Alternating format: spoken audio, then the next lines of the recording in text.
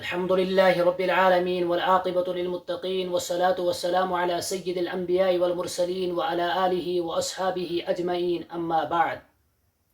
وعن أنس رضي الله تعالى عنه أن رسول الله صلى الله عليه وسلم قال: إن في الجنة سوقا يأتونها كل جمعة فتهب الريح الشمال فتحثو وجوههم وثيابهم فيزدادوا حسنا وجمالا فيرجعون إلى أهليهم وقد ازداد حسنا وجمالا فيقول لهم أهلوهم: والله لقد ازددتم حسنا وجمالا، ويقولون: وأنتم والله لقد ازددتم بعدنا حسنا وجمالا، أو كما قال عليه الصلاة والتسلیم۔ حضرت انس رضی اللہ تعالی عنہ بیان کرتے ہیں کہ نبی اکرم صلی اللہ علیہ وسلم نے بیان فرمایا کہ جنت میں جمعہ کے دن ایک بازار لگے گا، اہل جنت وہاں پر تشریف لائیں گے اور وہاں شمال سے ایک ہوا چلے گی جو ان کے چہروں اور کپڑوں پر لگے گی، جس کی وجہ سے ان کا حسن اور ان کا جمال جو ہے وہ دگنا ہو جائے گا۔ جب وہ اپنے گھر والوں کی طرف واپس لوٹیں گے تو اس وقت ان کا حسن اور زیادہ بڑھا ہوگا، ان کا جمال اور زیادہ بڑھا ہوگا۔ تو جب ان کے گھر والے ان کو دیکھیں گے تو کہیں گے: قسم خدا کی، آپ کا حسن تو بہت زیادہ بڑھ گیا ہے، آپ کا جمال تو بہت زیادہ بڑھ گیا ہے۔ تو وہ اہل جنت جو مرد حضرات ہوں گے وہ اپنے گھر والوں کو جواب میں کہیں گے: قسم خدا کی، ہمارے جانے کے بعد آپ کا حسن بھی دگنا ہو چکا ہے، آپ کا جمال بھی دگنا ہو چکا ہے۔ اس روایت میں نبی اکرم صلی اللہ علیہ وسلم نے بیان فرمایا کہ جنت میں ایک بازار لگے گا جس کو بازار حسن کہا جاتا ہے، کہ نبی اکرم صلی اللہ علیہ وسلم نے بیان فرمایا کہ ان فی الجنت سوقا، کہ یہ بازار لگے گا جس میں انسان طرح طرح کی دل فریب اور دلکش چیزیں ہوں گی جو جنت کے مرد حضرات دیکھیں گے، اور جس چیز کو جنتی لینا چاہے گا اس کو لے سکتا ہے، وہاں پر کوئی قیمت وغیرہ اس کو ادا نہیں کرنی ہے۔ اور بازار سے مراد ہے جمع ہونے کی جگہ، یعنی جہاں تمام جنت کے جو جتنے بھی مرد حضرات ہیں وہ اس میں جمع ہو جائیں گے۔ اور کل جمعۃ، ہر جمعہ کا مطلب، چونکہ جنت میں سورج کی گردش نہیں ہوگی تو اس کا مطلب ہے کہ جتنا وقفہ ایک ہفتے کا ہے، یعنی 7 دن میں جتنا وقفہ ہے اسی مقدار کے بقدر وہاں پر گویا کہ اتنی مقدار گزر جائے گی تو وہ بازار لگے گا، پھر اتنی مقدار گزرے گی تو پھر بازار لگے گا۔ تو اس طریقے سے آپ صلی اللہ علیہ وسلم نے فرمایا کہ کل جمعۃ، ہر جمعے کو، یعنی اتنی مقدار گزرنے کے بعد، تو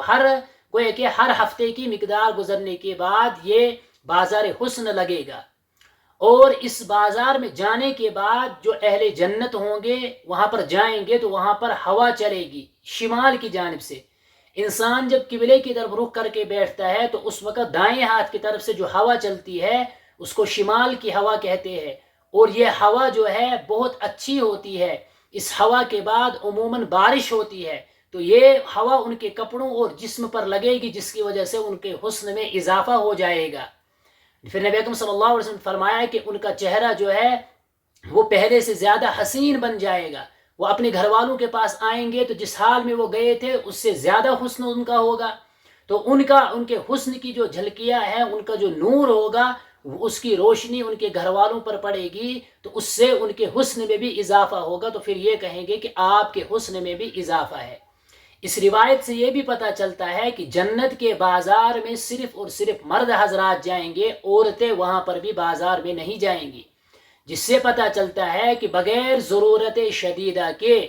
سخت مجبوری کے علاوہ عورت کو بازاروں میں گھومنے کی بالکل بھی اجازت نہیں ہے، چونکہ عورت نام ہی ہے پردے کی، عورت نام ہے پردہ، عورت کہتے ہیں عربی میں پردے کو، عورت ہے ہی پردے کی چیز، تو اس کو 4 دیواری کے اندر ہی رہنا ہے، بازاروں میں گھومنے کی اس کو کوئی ضرورت نہیں ہے۔ ہاں، جب بالکل ضرورت شدیدہ ہو تو اس وقت وہ بازار میں گھوم سکتی ہے۔ تو اس روایت میں ہمارے لیے جو سبق ہے وہ یہی ہے کہ دنیا میں حسن کے پیچھے مت پڑو۔ دنیا میں انسان خوبصورت دکھنے کے لیے کیا کچھ نہیں کرتا ہے، اس کو چھوڑ دو۔ اپنے اندر کو، اپنے دل کو خوبصورت بناؤ، تو تم کو اللہ رب العزت آخرت میں اس دنیا کے مقابلے میں، اس دنیا کی اس حسن کے مقابلے میں کیا حیثیت ہے، ایسا حسن عطا کریں گے کہ جو اس دنیا میں کسی کو نہیں ملا ہے۔ اللہ رب العزت تم لوگوں کو ایسا حسن عطا کریں گے کل قیامت کے دن، اگر ہم نے اپنے باطن کو سنوارا ہوگا۔ تو اپنے باطن کو سنوارنے کی کوشش کریں گے، چہرے کو چھوڑ کر چہرے کو سنوارنا، سوٹ بوٹ لگانا، یہ کوئی دنیا کا عارضی حسن ہے۔ انسان اگر حسین بھی ہوگا تو مر جانا ہے، مٹی میں مل جانا ہے۔ اگر اس کا باطن حسین ہوگا تو کل آخرت میں اس کو یہ مزے ہوں گے، یہ بازار لگے گا، اس میں انسان جو چاہے گا، جس طریقے سے چاہے گا، وہاں پر داڑھی رکھنا نہیں چاہے گا تو نہیں رکھے گا، کوئی زبردستی نہیں کرے گا